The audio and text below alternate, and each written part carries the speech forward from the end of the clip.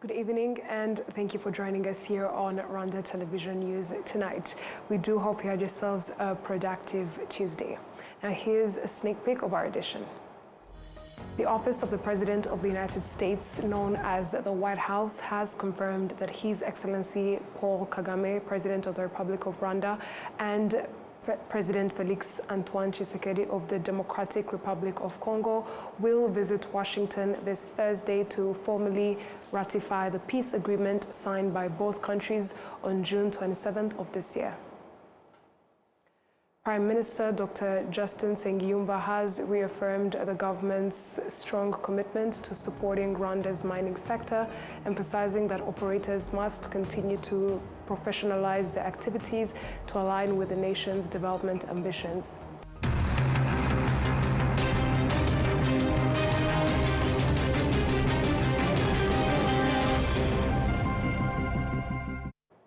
We are very glad to have your company tonight, coming to you straight from the heart of Africa, Kigali, and I bringing you tonight's bulletin is Martina Avera.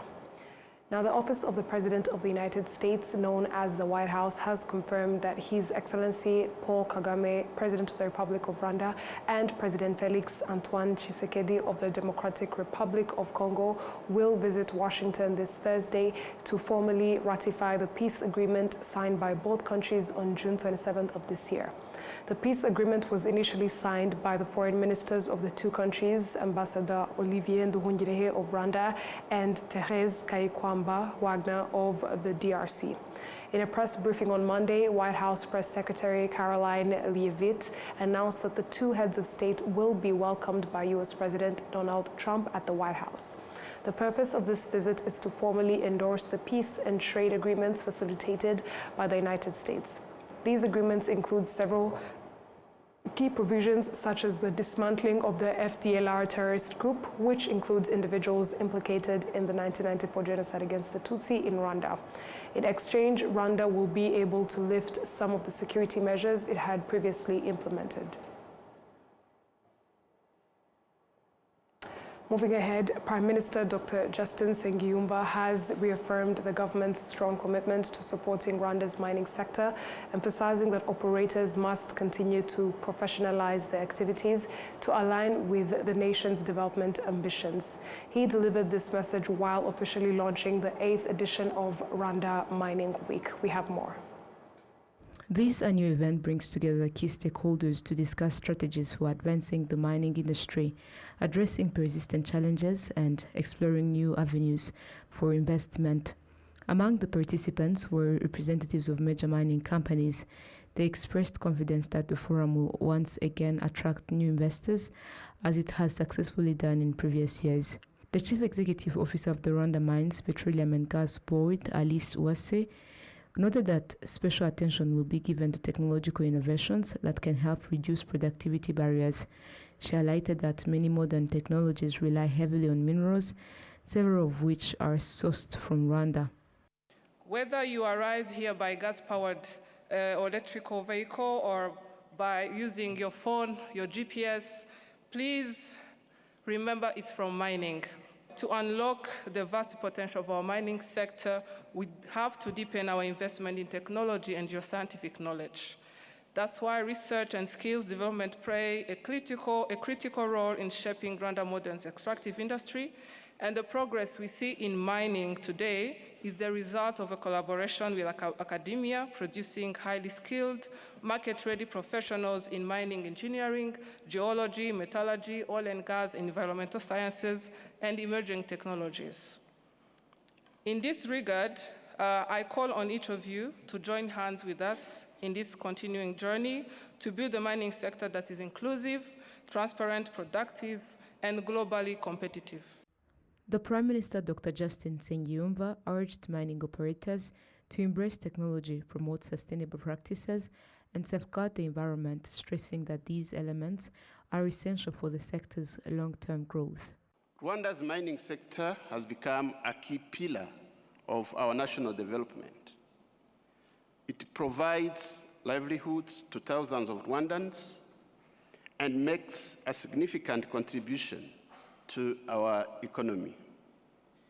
Importantly, It continues to position Rwanda as a reliable supplier of strategic minerals to the world. Our vision remains clear: a mining sector that is responsible, inclusive, and fully aligned with international standards.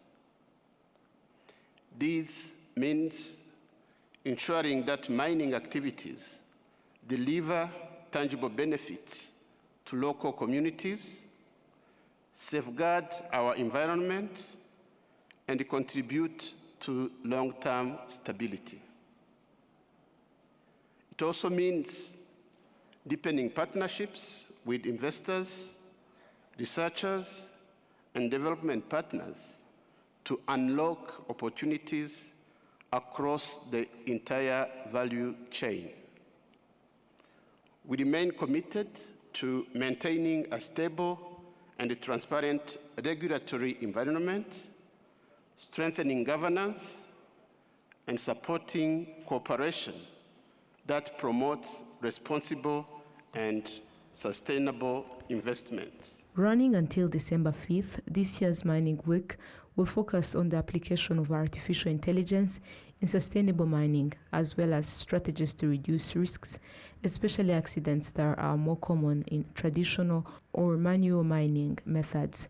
Rwanda currently mines a diverse range of minerals, including gold, casterite, coltan, wolfram, beryl, and the recently discovered lithium in some parts of the country. Last year, the sector generated $1.7 billion, a significant increase from the $370 million in 2017. The target is to reach $2.1 billion by 2029. Rwanda continues to implement measures aimed at reforming the mining of minerals, ensuring it is done professionally, and these efforts have already started to yield results. Foreign exchange earnings from this sector have tripled over the past 7 years, increasing from $373 million in 2017 to $1.75 billion in 2024. The measures aimed at improving the quality and quantity of Rwanda's minerals continue to be implemented by the miners themselves, supported by the Rwandan government. On the miners' side, they say they are progressing from traditional methods towards modern professional mining. The minerals mined in Rwanda first undergo thorough testing in designated laboratories and are given certification confirming their origin before being sent to international market. In the mining sites where minerals are extracted in Rwanda, mining methods are also evolving with the use of technology and environmentally friendly practices. This will be achieved as investment in this sector continues to increase further. Prime Minister Dr. Justin Nsengiyumva stated that the government of Rwanda will continue to support the mining sector because it is a sector that significantly contributes to the country's economy. Rwanda aims to increase both the quantity and quality of minerals exported to the international market, targeting to earn at least $2.17 billion by 2029, up from $1.75 billion earned in 2024. Currently, Rwanda processes between 8,000 and 9,000 tons of tin, tungsten, and tantalum annually. Rwanda is also among the top countries in the world where tantalum is found and is accounted for 22% of the global supply of this mineral in 2024. On Tuesday, the Chief of Defense Staff of RDF, General M.K. Mubarak, attending the 4th edition of Egypt Defense Expo, has held a bilateral meeting with his counterpart, Lieutenant General Ahmed Fathi Ibrahim Khalifa. The meeting discussed ways to further strengthen cooperation and exchange views on matters of mutual interest. The two chiefs of defense also signed an MOU on defense cooperation. Moving ahead, financial sector analysts believe that the establishment of clear regulations governing the use of foreign currencies in domestic transactions has contributed to the growth of both the assets and profitability of the Forex Bureau sector, as highlighted in the National Bank of Rwanda's report. And our Gladys has more. Providers of foreign exchange services operate by selling Rwandan francs or other international currencies according to the exchange rates set by the National Bank of Rwanda. On the other hand, traders confirmed that they now have systems that allow foreigners to make payments through digital platforms that automatically convert foreign currencies into Rwandan francs. So we receive the payment. Either if they want to pay by the card, they can use any Visa card, MasterCard. We have the card swipe machine using the EcoBank and BK. And then those who want to pay by mobile money, we can also receive the payment. So it is like a cashless payment. Financial sector analyst Valence Rutiesha explains that Rwanda, being a highly visited country, receives many travelers who carry a variety of payment cards that function smoothly without any difficulty. The foreign exchange market, like you see, the capital market or the financial market generally, banking or services provided by banks, microfinance, and all those other players in the financial market, foreign exchange market also contributes to the economic growth of the country. In the first place, if the market is doing well, that means that the players in the market, so those who do the business of exchanging various currencies, are also doing well in terms of their profit, the profitability. And of course also it depends on how the risks in that market are also mitigated and managed. So basically, if I have a forex bureau, or if I am a banker and I'm doing the foreign exchange business or forex bureau with foreign exchange business, the increase in the volume of the transactions that I have will of course impact on the profit that I make, because every time I'm exchanging, I'm making some profit margins. I mean some profit. Also depending of course and basing on the rates that the central bank publishes on a daily basis. So of course also depending on the forces of demand and supply in the business in that sector. So there is that, and if I make a profit, if the players in that market are making profits, that will impact on the GDP. It will impact on the quality and the volume and the liquidity of those various currencies, which will also ultimately impact on international trade transactions. The Forex Bureau sector continues to show strong profitability, having grown by 23.2%, with revenues increasing from 436.9 billion francs in June 2024 to 538.2 billion francs in June 2025.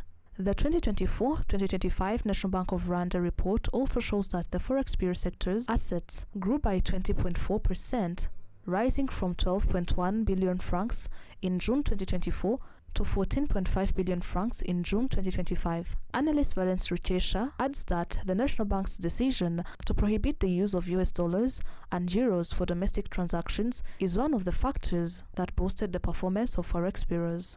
If the sector is doing very well, the Rwandan franc also, or the domestic currency of the country, is also gaining, I would say, value, because it is transacting. So the volumes of transactions will of course increase profitability in terms of the players in or the people the institutions that are dealing in that market, and increase and have an impact on the financial growth in general and the economic development in general, because of that money, that the profit that is obtained from such businesses will be used in other domestic transactions.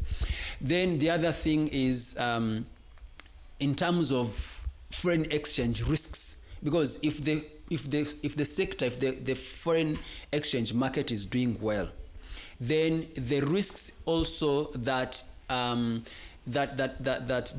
players in that sector may encounter will also reduce.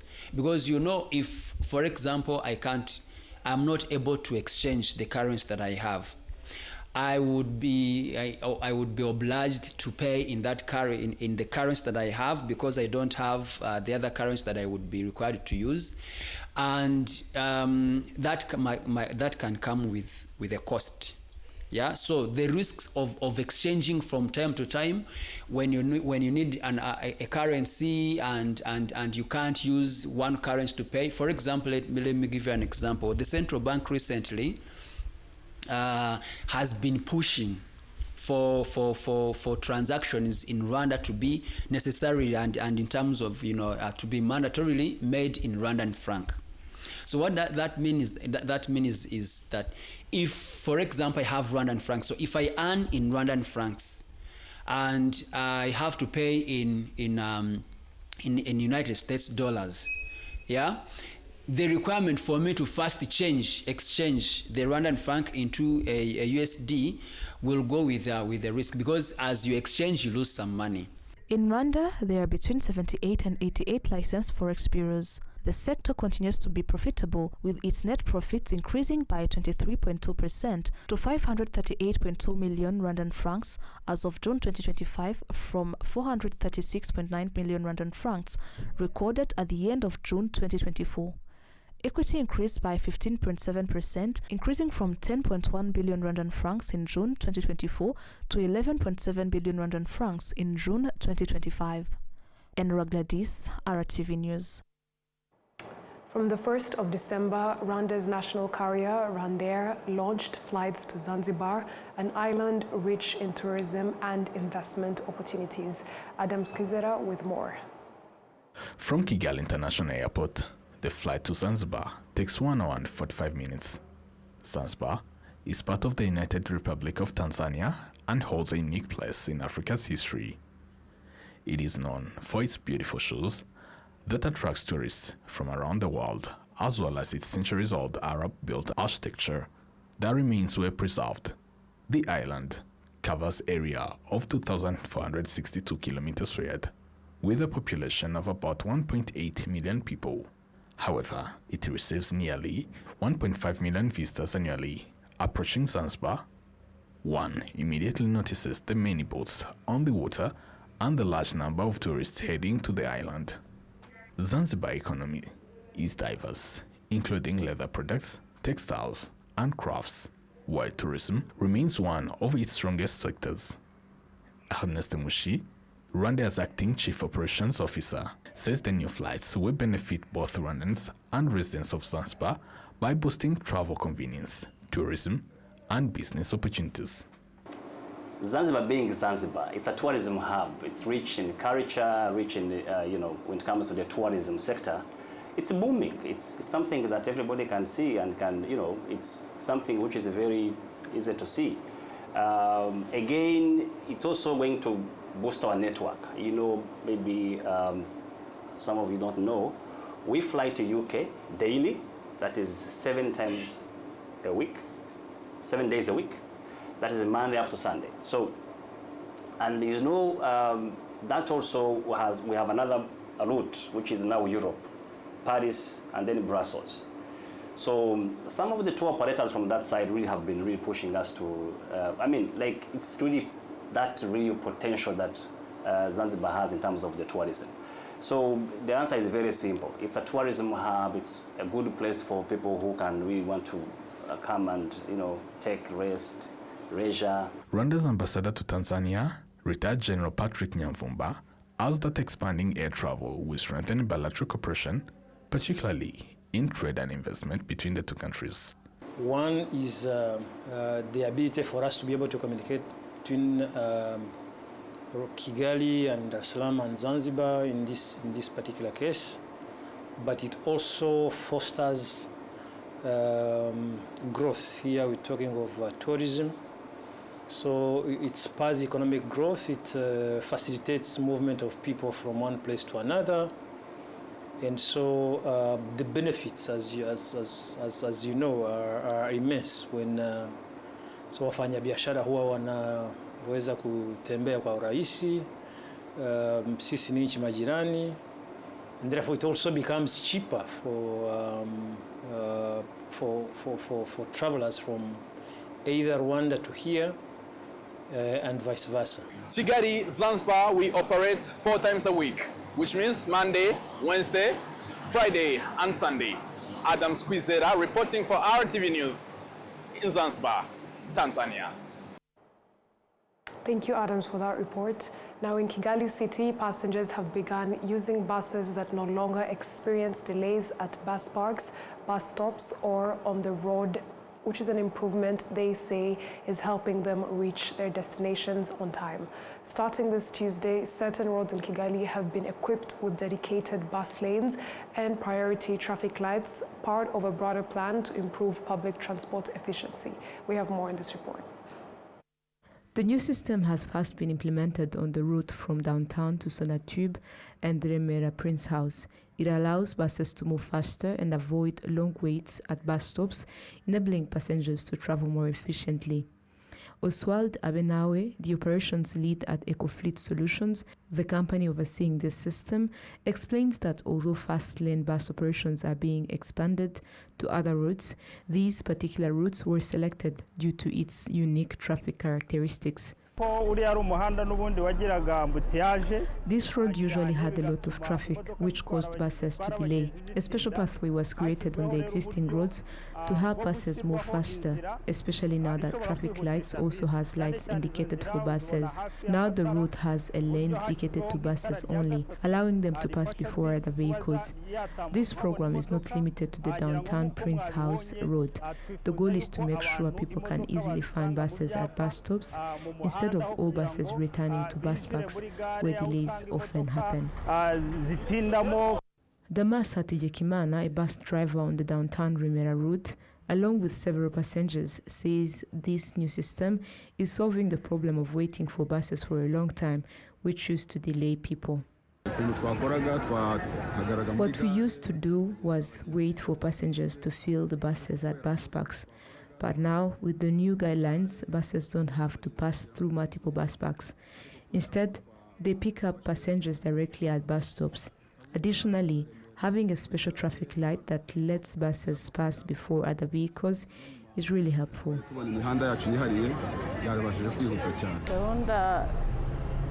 We have witnessed this program starting where you can now catch buses at bus stops instead of having to go all the way to bus parks. We are really happy about this because it helps us get to our destinations faster. Under this plan, during peak hours, buses will use priority lanes within the main road, sharing the space with private vehicles that are carrying passengers starting from 8 a.m. onwards. Oswald urges all road users to cooperate for the smooth implementation of this system by respecting traffic signs and road regulations. You have been able to see these changes, such as the special lanes created specifically for buses, the traffic lights that allow buses to move smoothly without interruptions. We call upon all road users to respect these signs and rules so that buses can continue to use their dedicated lanes and help people reach their destinations faster without getting stuck in traffic. In the coming days, Rwanda is expected to acquire 396 electric buses, and by December 2026, all public transport buses nationwide are projected to be electric, part of the country's environmental protection strategy to reduce air pollution. Moving ahead, the Ministry of Agriculture and Animal Resources confirms that increasing the production of agricultural and livestock products, awareness campaigns, and collaboration with other sectors are among the measures to reform the food supply chain. These efforts will also help address the issue of malnutrition and undernutrition among children, pregnant women, and breastfeeding mothers. In discussions involving various stakeholders working to combat malnutrition and undernutrition, challenges causing the persistence of these issues in Rwanda were highlighted. The Director General of the National Child Development Agency, Assumpta Ingabire, stated that there are various reasons why this problem continues to exist. The head of the United Nations Children's Fund, Rwanda office, Liek van der Wiel, emphasized that when children do not consume foods with sufficient nutrients, they do not grow well, either physically or mentally. Therefore, everyone should play a role in ensuring children receive adequate nutrition. The Minister of Agriculture and Animal Resources, Dr. Telesphore Ndabamenye, believes that stronger collaboration, increased awareness, and higher production of agricultural and livestock products are necessary to resolve the problem of malnutrition. Minister Ndabamenye pointed out that although Rwanda has made progress in reducing poverty and improving the health sector, malnutrition remains a significant issue, especially among children under 5 years old, pregnant women, and breastfeeding mothers. This is because the food system still faces challenges that limit the availability of nutritious food, making such foods either scarce, expensive, or inaccessible to many. And that Al Jazeera story marks the end of tonight's English Bulletin. And on behalf of the news production team as well as the technical team, thank you for sticking with us on RTV News. My name is Martina Abera, and we shall see you next time.